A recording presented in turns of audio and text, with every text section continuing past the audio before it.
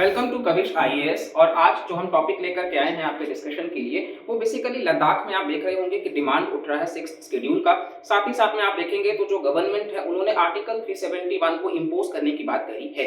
तो इसको हम डिटेल में समझेंगे आपके यूपीएससी के पर्सपेक्टिव से, फिर चाहे वो प्रीलिम्स हो, मेंस हो, इंटरव्यू हो, और साथ ही साथ में काफी अच्छे तरीके से आपको जानने को मिलेगा। और सिर्फ एक टॉपिक नहीं, यहाँ पर आप देखेंगे मल्टीपल टॉपिक्स आपके कवर होंगे। बस आपसे एक रिक्वेस्ट है, वीडियो को प्लीज पूरा देखिएगा और पसंद आए तो लाइक, शेयर और सब्सक्राइब करिएगा। बेसिकली इस टॉपिक के बाद में हमारे कई और टॉपिक्स भी हैं जो आपको देखने को मिलेंगे, तो आप कहीं ना कहीं जुड़े रहिएगा चैनल के साथ में, सब्सक्राइब प्लीज कर लीजिएगा। और स्टिल आपके हिसाब से कोई टॉपिक है तो वो भी आप बताइएगा, हम उस पर भी वीडियो करने की कोशिश करेंगे। तो चलिए वीडियो की हम शुरुआत करते हैं। जैसा कि आप देख रहे हैं टॉपिक यहाँ पर Ladakh and the 6th schedule of the constitution. ठीक है, तो जैसा कि हमने आपको बताया कि यहाँ पर हम इसको डिस्कस करेंगे, लेकिन थोड़ा सा हम आपको हिस्ट्री पर लेकर के चलते हैं। देखिए, हमें कहीं ना कहीं जब भी हम कोई भी टॉपिक पढ़ रहे हैं तो हमको ये बात ध्यान रखना है कि हम उसके हिस्ट्री बैकग्राउंड को भी जानने की जरूरत है। तो आपको हम बताएं, देखिए हम सबको पता है कि 5 अगस्त 2019 वो तारीख है जिस दिन आपको याद होगा तो आर्टिकल 370 जो है उसका एब्रोगेशन करा गया। जी हाँ, ये आर्टिकल 370 जो है वो जम्मू कश्मीर जब एक राज्य हुआ करता था भारत का, तो उसको कहीं ना कहीं टेम्पोररी और स्पेशल प्रोविजन दिया करता था। इसके तहत कश्मीर का खुद का संविधान, कॉन्स्टिट्यूशन, साथ ही साथ में कश्मीर का खुद का फ्लैग, और इसी के साथ साथ में आर्टिकल 35A जो है उसी कॉन्स्टिट्यूशन का, वो बेसिकली परमानेंट रेसिडेंट्स की बात करता था। यानी कि जो कश्मीर के बाहर के लोग हैं, भले वो इंडिया के ही हों, still they can not purchase land, अब वो एलिजिबल है। ठीक है, तो ये हुआ। और इसके बाद में आप देखेंगे कि जम्मू कश्मीर जो ओवरऑल पूरा का पूरा ये कश्मीर था वो कार्ड हो गया। इसमें जम्मू कश्मीर यूनियन टेरिटरी में और लद्दाख में, भारत का सबसे बड़ा डिस्ट्रिक्ट। वन लाइनर एग्जाम्स वाले भी अगर देख रहे हैं वीडियोस को तो वो याद रखेंगे कि वो ले है। ठीक है, कारगिल याद करिए, ये हमारे लिए बहुत इंपॉर्टेंट है क्योंकि यहीं के लोग होते हैं। जब कारगिल की वॉर हुई ना तो बहुत बड़ा कंट्रीब्यूशन लद्दाख के लोगों का रहा है। तो लद्दाख के लोगों का कहीं ना कहीं हमें इनका डिमांड सुनना है, क्योंकि ये जब डिमांड कर रहे हैं तो जेन्युइन होगा। और अगर हम नहीं सुनेंगे तो देखिए नॉर्थ ईस्ट वाला हाल हो जाएगा, जैसे कहीं ना कहीं बहुत लंबे साल तक हमने एक्सक्लूड करके रखा, और अब आप देख रहे हैं कि कहीं ना कहीं हम फोकस कर रहे हैं, लेकिन अभी भी मूलभूत सुविधाएं नॉर्थ ईस्ट तक नहीं पहुंच पाई हैं, और इसीलिए काफी फ्रजाइल कर देता है। तो उसी तरीके से यहाँ पर 5 अगस्त 2019 को तो ये हुआ। प्रेसिडेंशियल ऑर्डर से आपको पता है कि किस तरीके से कश्मीर में आर्टिकल 356 का इस्तेमाल करके प्रेसिडेंट्स रूल, आपको फिर से बताते हैं, याद रखिएगा ये आर्टिकल नंबर जो है वो 356 है, जिसके तहत इंपोज करा जाता है। और इसके बाद में इसको यूनियन टेरिटरी बनाया गया। लोग सुप्रीम कोर्ट में भी गए तो सुप्रीम कोर्ट ने कहा कि जी हाँ बिल्कुल पार्लियामेंट के पास पावर है। पार्लियामेंट अंडर आर्टिकल 3, आपको ध्यान रखना है, पार्ट 1 आप जब पढ़ेंगे तो पार्लियामेंट अंडर आर्टिकल 3 आप पढ़िएगा कि उसके पास ये पावर है कि वो नए राज्य बना सकता है, या राज्य में से यूनियन टेरिटरी भी बना सकता है, कहीं पर भी गलत नहीं है। ठीक है, तो ये आपको बात ध्यान रखना है। कोऑपरेटिव फेडरलिज्म की बात होती है, तो वो सारी बातें तो हम समझ गए। थोड़ा सा आपको और हम हिस्ट्री में लेकर के चले। हमारा देश 1947 में आजाद हो गया, और इसके बाद में आपको पता है कि लगभग there were more than 550 princely states. और अब अगर आपसे बोला जाए कि who is known as the iron man of India या बिस्मार्क ऑफ इंडिया, तो अगर आपको पता है तो आप कमेंट सेक्शन में बताइएगा, और नहीं पता है तो it's the legacy of Sardar Vallabh भाई पटेल। जी हाँ, उनको सरदार का टाइटल कब मिला था, अगर आप लोग को पता है तो प्लीज कमेंट सेक्शन में बताइएगा। बारडोली सत्याग्रह बेसिकली 1928 में होता है, उसमें आपको ध्यान रखना है कि उनको बारडोली 1928 में, जहां पर जो विमेन पेजेंट्स हैं उन्होंने उनको सरदार का टाइटल दिया था। अब सरदार पटेल जी का जो है वो इमेंस कंट्रीब्यूशन रहा है, उन्होंने कई सारे हिस्से को भारत का विलय तो कर दिया, मर्ज कर दिया, लेकिन still there were 3 provinces which were not willing to be part of India, which were the 3 Hyderabad, Junagadh and Kashmir. Okay, now Hyderabad अगर हम बात कर लेते हैं, देखिए प्रीलिम्स में सवाल डायरेक्ट आ सकता है। हैदराबाद जो है आपको याद रखना है कि वहां पर मिलिट्री एक्शन लाया गया, पुलिस के द्वारा भी इंटरवीन करा गया, और ऑपरेशन पोलो से आपको बताएं कि हैदराबाद को भारत का हिस्सा बनाया गया। साथ ही साथ में आप देखेंगे जूनागढ़, ये गुजरात वाले रीजन में है जूनागढ़, तो जूनागढ़ अगर आप देखेंगे, जूनागढ़ में बेसिकली रेफरेंडम कराया गया था। रेफरेंडम जो है जब आप पॉलिटी पढ़ेंगे तो ये डायरेक्ट वोट का पार्ट है। रेफरेंडम, इनिशिएटिव, रिकॉल, प्लेबिसाइट, याद करिए ये 4 जो है वो डायरेक्ट वोट का पार्ट है। ठीक है, इनडायरेक्ट में प्रेसिडेंशियल और पार्लियामेंट्री आता है। तो जूनागढ़ को इस तरीके से, और कश्मीर की जब हम बात करते हैं तो कश्मीर आपको ध्यान रखना है कि कश्मीर को इंस्ट्रूमेंट ऑफ एक्सेशन से लाया गया। महाराजा हरि सिंह जो है वो चाहते ही नहीं थे कि कश्मीर न भारत का हिस्सा रहे न पाकिस्तान का, लेकिन पाकिस्तान तो इसी मौके की तलाश में था। पाकिस्तान जो है जैसे ही इंडिया पीछे हटता है, पाकिस्तान अटैक करता है। और इसीलिए महाराजा हरि सिंह जो हैं वो आते हैं भारत के प्रधानमंत्री जवाहरलाल नेहरू जी के पास में। And at that very moment Sardar Patel said that please sign instrument of accession then only we will intervene. और उसके बाद में इंडिया जो है वो लॉन्च करता है। इसके बाद आपको पता है कि कश्मीर जो है वो इंडिया का हिस्सा बन जाता है। लेकिन उसी वक्त जो है वो वहां पर गोपाल स्वामी अयंगर 1954 ये बात हो जाती है कि बेसिकली ठीक है आर्टिकल 370 जो है वो इंपोज करा जाएगा जो कश्मीर को स्पेशल प्रोविजन देगा। गोपाल स्वामी अयंगर का भी आप लोग नाम ध्यान रखेंगे। तो ये तो रहा है। देखिए जूनागढ़ को पार्ट बनाना थोड़ा आसान था बिकॉज वहां पे जो प्रिंस थे वो बेसिकली जो राजा हुआ करते थे वो तो हिंदू थे और आबादी भी हिंदू थी। तो लोगों ने डायरेक्ट वोट करा कि we want to be the part of India. Hyderabad इतना आसान नहीं था सर। हैदराबाद में बेसिकली आप देखेंगे जो पॉपुलेशन था ज्यादातर वो मुस्लिम पॉपुलेशन था और रूलर भी सेम था। इस वजह से कहीं ना कहीं वहां पे वोट करना जो है और शायद वो इंडिया के पार्ट में जाए ये थोड़ा सा डाउटफुल था। And just assume for a minute that what if Hyderabad would have been the part of Pakistan today.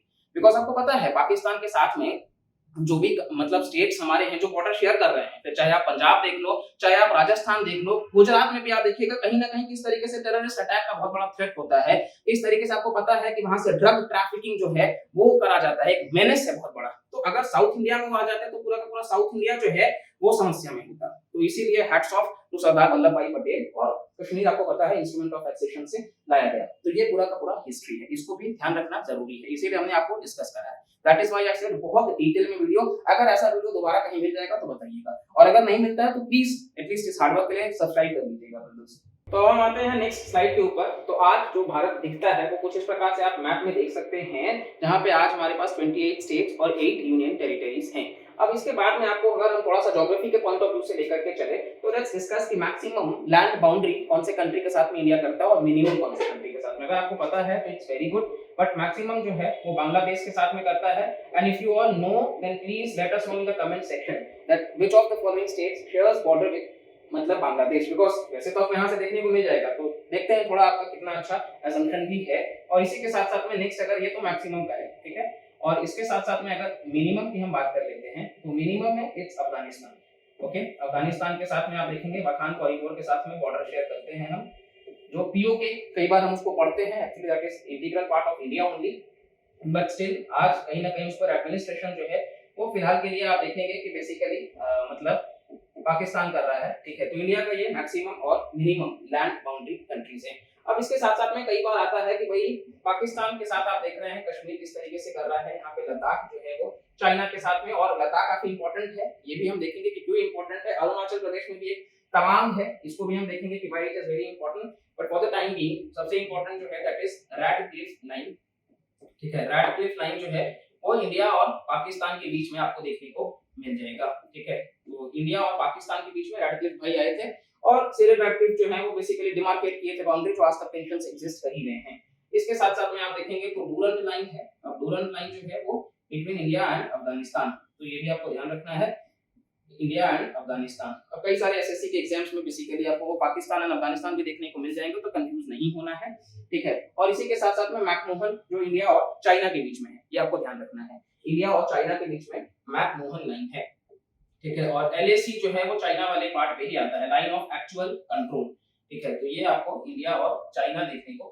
मिल जाएंगे, ठीक है। तो ये आप ध्यान रखिएगा। साथ ही साथ में एक और बेसिकली कई बार पूछा जाता है इन state PCS exams, that is Maggi not line. तो ये मैगी नॉट जो है ये खाने वाली मैगी नहीं है, एक्चुअली ये फ्रांस और जर्मनी की बात कर रहा है, तो ये आपको ध्यान रखना है सारे, ठीक है। बाकी आप जैसा कि हमने डिस्कस करा हैदराबाद, देखिए आज वो तेलंगाना का पार्ट है, और आंध्र प्रदेश का कैपिटल अगर आपसे बोला जाए तो देखिए यहाँ पर अमरावती है, लेकिन इट्स विशाखापट्टनम, ठीक है। आपको ये भी ध्यान रखना है। बाकी आप देख सकते हैं किस तरीके से थोड़ा सा लैटिट्यूड लॉन्गिट्यूड के हिसाब से भी यूपीएससी अगर प्रीलिम्स में सवाल जो पूछता है कि भाई मान लो आप अगर केरल से मान लीजिए कि आप अगर उत्तर प्रदेश में जा रहे हैं तो कितने स्टेट्स के साथ में, तो ये भी आपको पता होना चाहिए। इसीलिए मैप को ऑब्जर्व करना बहुत इंपॉर्टेंट है, ठीक है। तो ये आप नोट डाउन करते रहिएगा, साथ साथ में जो भी हम एडिशनल पॉइंट्स यहाँ पर लिख रहे हैं, इसका साथ ही साथ आपको पीडीएफ भी मिल जाएगा टेलीग्राम चैनल पर, बट स्टिल आप साथ में नोट्स बनाते रहिए, आपके पास में ट्रस्ट में सबसे अच्छा नोट्स बन करके तैयार होगा। इसीलिए हम सेइंग कि इस इनिशिएटिव का जितना सपोर्ट करिएगा उतना ही हम क्वालिटी कंटेंट आपके लिए लेकर के आएंगे। नेक्स्ट अब हम डिस्कस करते हैं, चलिए अब हम अगले स्लाइड पर आते हैं। तो बेसिकली अगला स्लाइड जब हम ला रहे हैं तो यहाँ पर आप देखिए अब 6 शेड्यूल के बारे में हम डिस्कस करेंगे यहाँ पर, ठीक है। तो अभी हमने पॉलिटी भी देख लिया, हमने हिस्ट्री भी देख लिया, साथ साथ में ज्योग्राफी भी देख लिया। अब यहाँ पर 6 शेड्यूल जो मैटर है, तो 6th शेड्यूल का मतलब है कि इसके पहले भी टॉप 5 होंगे और मे बी इसके बाद भी कुछ होंगे।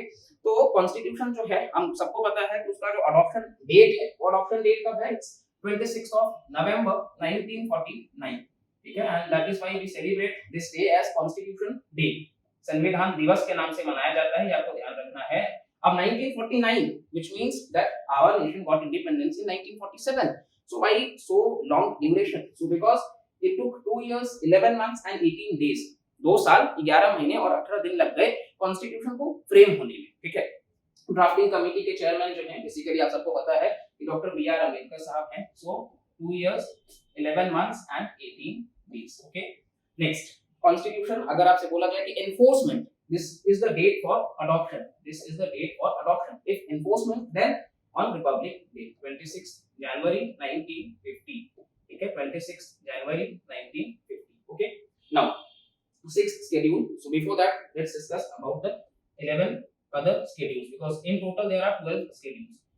तो ये आप ट्रिक याद रखिएगा, टीयर्स ऑफ ओल्ड पीएम, ठीक है, काफी फेमस है, आपको देखने को मिल जाएगा। अब TEARS यहाँ हम किसी को भी टारगेट नहीं कर रहे हैं, ठीक है। टी जो है वो स्टैंड होता है विद टेरिटरीज, ठीक है, आपको ये ध्यान रखना है कि T stands for territories. India में जो भी स्टेट्स और यूनियन टेरिटरीज हैं, यूनियन ऑफ स्टेट्स की हम बात करते हैं, फेडरेशन ऑफ स्टेट्स नहीं है हमारे यहाँ, तो ये बेसिकली कनाडियन कॉन्स्टिट्यूशन से है, यूएस के कॉन्स्टिट्यूशन से नहीं है।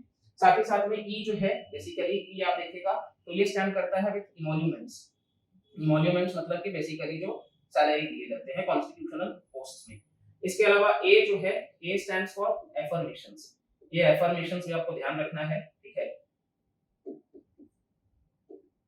आर की बात अगर हम कर लेते हैं तो आर जो है, आर स्टैंड्स फॉर राज्यसभा में जो सीट एलोकेशन है। राज्यसभा में हम सबको पता है कि 250 मेंबर्स का स्ट्रेंथ है, इसमें से 12 जो है वो नॉमिनेट किए जाते हैं प्रेसिडेंट के द्वारा। तो ये सीट एलोकेशन, बिकॉज सी उत्तर प्रदेश के पास में मैक्सिमम पॉपुलेशन है तो इसलिए राज्यसभा में 31 सीट्स हैं, जबकि आप त्रिपुरा में महज 1 सीट है।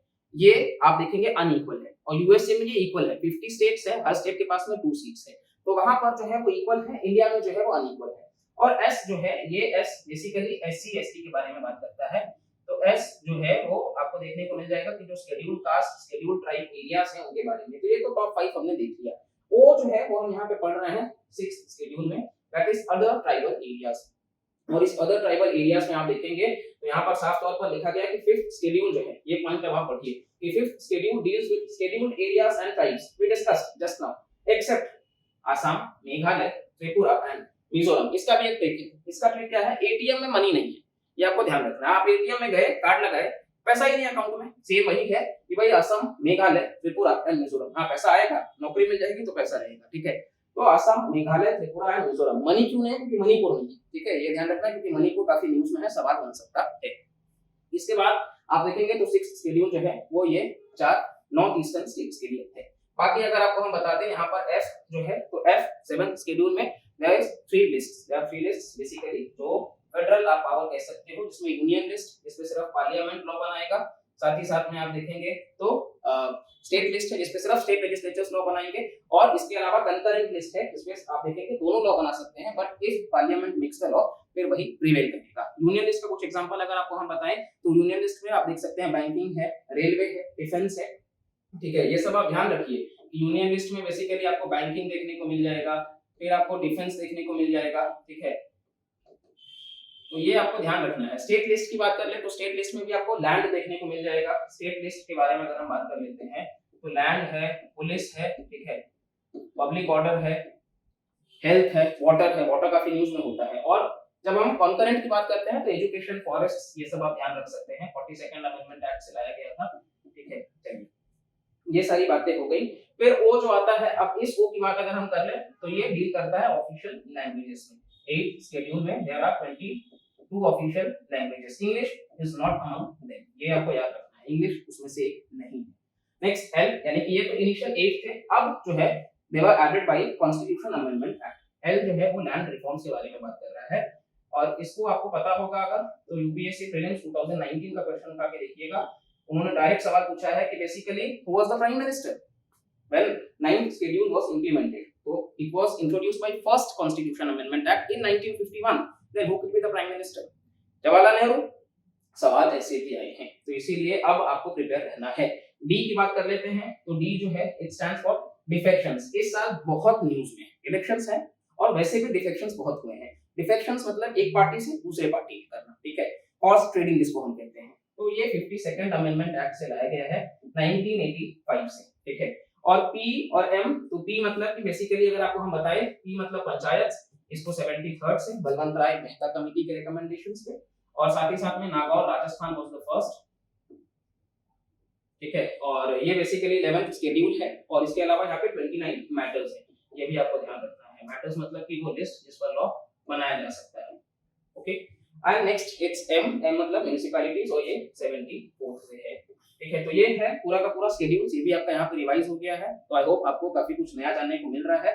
तो जैसा कि आपको बताया कि इस एफर्ट के लिए एटलीस्ट आप लोग एक लाइक जरूर करिएगा। चलिए नेक्स्ट यहाँ पर अब हम आते हैं बेसिकली सैलिएंट फीचर्स क्या है। देखिए 6th शेड्यूल में लद्दाख के लोगों का जो डिमांड है वो तो जेन्युइन है कि भाई हमारे साथ कहीं ना कहीं भेदभाव हो रहा है, तो चलो हमें 6th शेड्यूल में आप डाल दो, जिसमें हमने देखा कि किस तरीके से वेरियस डिमांड्स हैं उनका, कि भाई जैसे यूपीएससी स्टेट पीएससी है, वैसे लद्दाख का भी पब्लिक सर्विस कमीशन को, जैसे हर स्टेट का आप देखोगे कि कहीं ना कहीं, जैसे यूपी की बात कर ले तो वहां का भी स्टेट सर्विस मतलब कमीशन है, ठीक है, एसएससी के पॉइंट ऑफ व्यू से।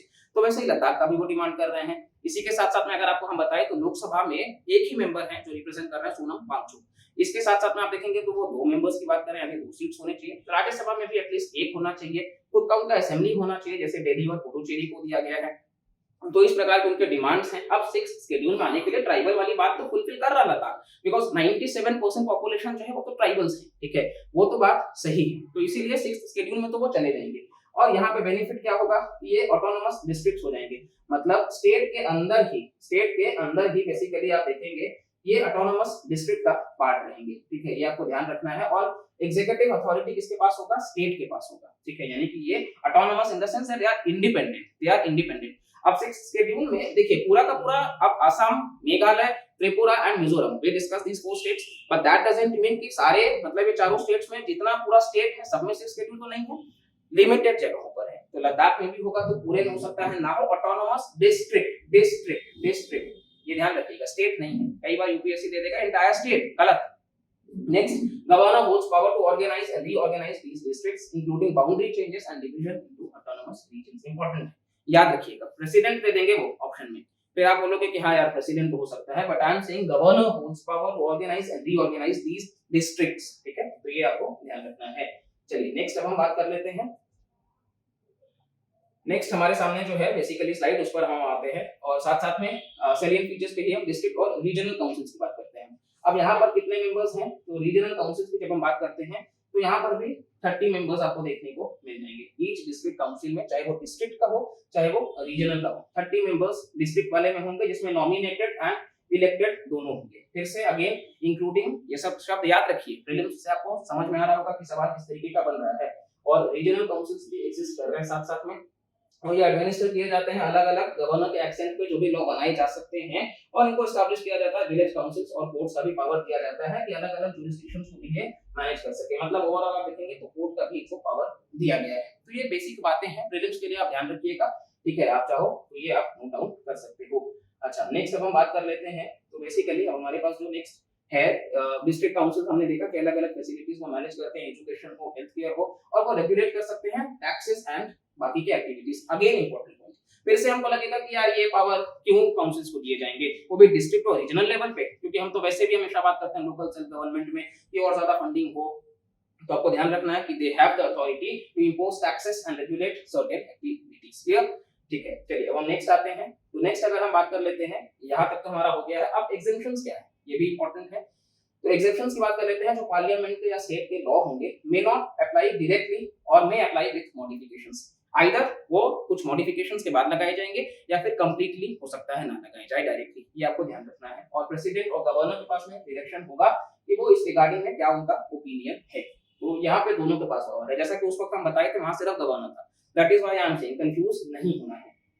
नेक्स्ट गवर्नर का अथॉरिटी, तो गवर्नर में अपॉइंट द कमीशन, जो ध्यान रखेगा जो भी ऑटोनोमस डिस्ट्रिक्ट्स या रीजन्स में जो भी मसले होंगे उसके लिए गवर्नर एक अपॉइंट करेंगे कमीशन को, और इसी के साथ साथ उनके पास अथॉरिटी होगा डिसॉल्व करने का डिस्ट्रिक्ट और रीजनल काउंसिल को बेस्ड ऑन कमीशन रिकमेंडेशंस। तो अगर डिसॉल्व भी करना है तो गवर्नर ही करेंगे, ऑर्गेनाइज, रीऑर्गेनाइज, डिसॉल्व, सारी बातें गवर्नर, ठीक है। और कमीशन को भी अपॉइंट करने का काम। तो ये बेसिक बातें हैं, ये आपको ध्यान रखना है। नेक्स्ट अगर हम बात कर लेते हैं तो ये आप एरियाज ध्यान रख सकते हो, जैसा कि आपको हम बोले कि पूरे के पूरे स्टेट्स नहीं आते हैं। जैसे मेघालय में आप देखेंगे तो खासी, जयंतिया, गारो, ये ट्राइब्स के नाम भी हैं, हिल्स के भी नाम है, ठीक है। सेम आप त्रिपुरा में भी देख सकते हैं, खर्ची पूजा वहां पे काफी फेमस होता है, आपको हम बता दें, ये भी आप ध्यान रखिएगा। मिजोरम आपको पता है, चकमा, मारा, लाई, और असम में भी आप देख सकते हैं, ठीक है, बोडोलैंड वगैरह काफी फेमस रहा जाता है। तो ये तो हमने 6th शेड्यूल के बारे में डिस्कस करा है। अब बाकी आप देखेंगे आर्टिकल 371। अब यहाँ पे यूनिक क्या है ये हम थोड़ा सा जानेंगे। देखिए आर्टिकल 370 के बारे में तो हमने बहुत डिटेल में देखा है। अब आप कहोगे यार 370 371 मतलब ऑलमोस्ट सिमिलर होगा, मतलब कहीं ना कहीं लद्दाख को फिर से 370 जैसा दिया जा रहा है पावर। आंसर इज नो, क्योंकि हमारे देश में ऑलरेडी ये स्टेट्स हैं जिनके पास में स्पेशल प्रोविजंस दिए गए हैं, ये आपको हम बता दें। लद्दाख को सिर्फ इसमें ऐड करके कुछ स्पेशल प्रोविजंस दिए जाने की बात कही गई है। अब आप यहाँ पर देखेंगे तो आर्टिकल 371 से महाराष्ट्र एंड गुजरात को ऑलरेडी राइट दिया गया है special provision with respect to the states. 371 A से जो है वो नागालैंड है, ठीक है, ए से नागालैंड। बी से बात कर लेते हैं तो बी से आसाम। सी से मणिपुर, ठीक है, मणिपुर न्यूज में है, that is why I am saying कि बोलना नहीं है। इसके अलावा डी जो है बेसिकली आंध्र प्रदेश और तेलंगाना दोनों को कवर करता है। ई जो है अगर आप सेंट्रल यूनिवर्सिटी को एस्टैब्लिश करते हो आंध्र प्रदेश में उसके लिए है। एफ जो है वो सिक्किम के लिए है, जिसको 36th कॉन्स्टिट्यूशन अमेंडमेंट एक्ट से स्टेट का इसको पार्ट बनाया गया था, ये भी आपको ध्यान रखना है। जी जो है वो मिजोरम, ठीक है। एच जो है वो अरुणाचल प्रदेश। आई जो है, आई से आप ध्यान रखिएगा गोवा, और जे जो है वो कर्नाटक। आप बोलिएगा कि पूरा याद करना है तो जी हाँ आपको याद तो करना पड़ेगा। हाँ थोड़ा सा हम ट्रिक आपके लिए आसान कर सकते हैं, जैसे देखिए ए से नागालैंड है तो आप इसको ऐसे याद रख सकते हो कि ए एन मतलब आना, थोड़ा सा ऐसे आप कर सकते हो, ठीक है। सेम कम्स फॉर बी ए, तो वैसे भी हम हमेशा मतलब इसको आप जोड़ सकते हो ए बी बी ए इस तरीके से, ठीक है। साथ ही साथ में आप देखिएगा सीएम, तो सीएम चीफ मिनिस्टर वैसे भी चुनाव होते रहते हैं तो वैसे याद कर सकते हैं। डी का आंध्र प्रदेश तेलंगाना याद रखिएगा। ई का थोड़ा सा आप आंध्र प्रदेश का यूनिवर्सिटी। एफ से सिक्किम, तो एफ एस से थोड़ा सा फांसी जैसा शब्द आप निकाल सकते हो, ठीक है। इसके साथ साथ में आप देखिएगा तो जीएम क्रॉप्स हमेशा साइंस एंड टेक में पढ़ते हैं तो ये हो गया। साथ ही साथ में एच ए तो हाथ थोड़ा हंसते रहते हैं, सिर्फ पढ़ते नहीं रहते हैं, ठीक है। इसी के साथ साथ में आई जी मतलब बेसिकली जीआई और टैक्स हम हमेशा पढ़ते हैं, थोड़ा सा उल्टा कर दीजिए आई जी।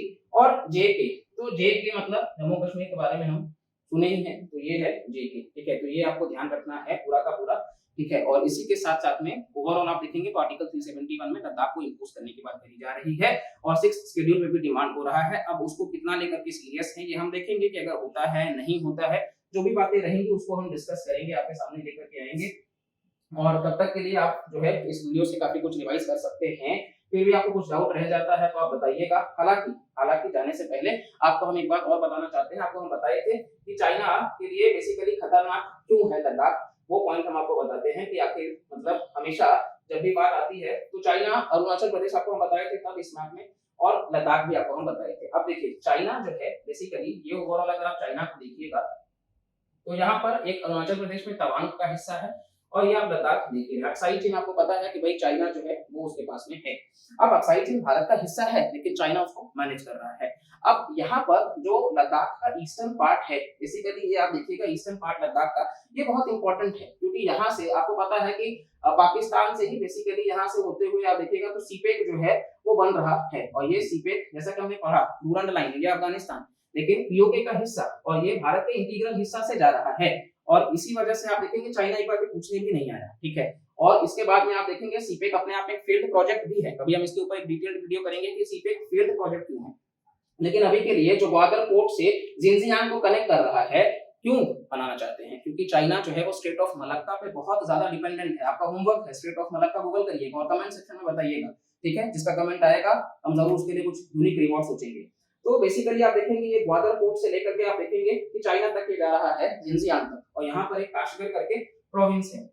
अब ये काशगर जो प्रोविंस है अगर इसको कल को मतलब भारत कैप्चर कर लेंगे तो बेसिकली आपको हम बता दें कि पूरा का पूरा मेनलैंड चाइना जो है वो एनर्जी के लिए डेफिसिट हो जाएगा और इसीलिए वो लगातार अरुणाचल प्रदेश से भी ज्यादा फोकस उनका लद्दाख पे है, ठीक है। और इसीलिए अभी आप देखेंगे तो न्यूज में सर्कुलेट भी हो रहा है कि बहुत हाई चांसेस है कि इंडिया और चाइना के बीच में